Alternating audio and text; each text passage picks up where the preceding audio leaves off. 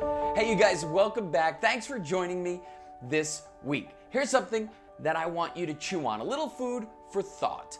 Do you give out or do you give in?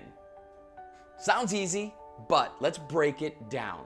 Let's take the first half of that. Do you give out? What does it mean to give out? Well, it means to actually exert some energy outward, right?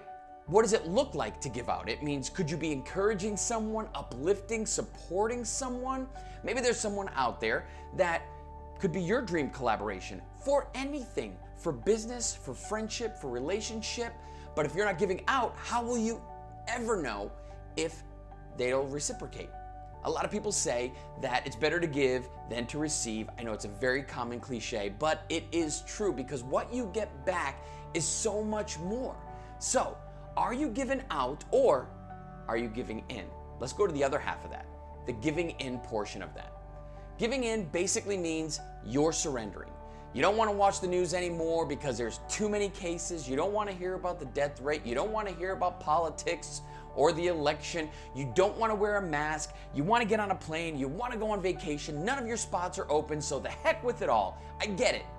But listen, that comes out of convenience. We're so used to living a lifestyle of convenience that when any one thing impedes upon that convenience, we get fed up. Never mind adding all of these elements. There are so many elements right now that are taking away from our convenience. But if you just give in, you're not opening yourself up to getting anything back because all of your focus is inward. Giving out is a two-way street. You see, once you give out, you're opening yourself up to receive.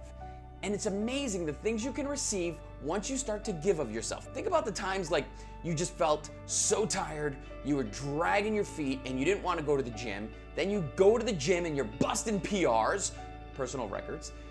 You are just feeling so energized because you did it. You made it to the gym and you accomplished it. What about a meeting? Maybe there's a meeting you're dreading, a phone call that you're dreading, but you finally do it, and when you do it, you get a raise. When you do it, you find out that that relationship has actually gotten stronger.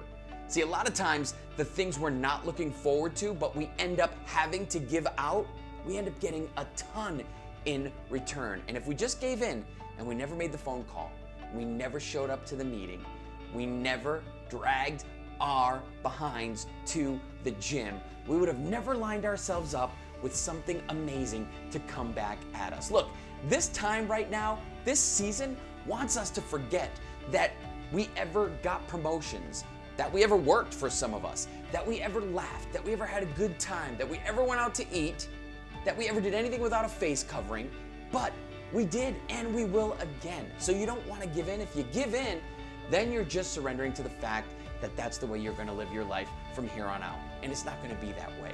So don't forget about the little things that you have had in your life, the success, the dreams, the opportunities, the laughter, the love, the enjoyment, and go get it. It is time to start giving out. Don't give in, give out. And give yourself a break. Then come back here next week and we'll just continue to make some noise.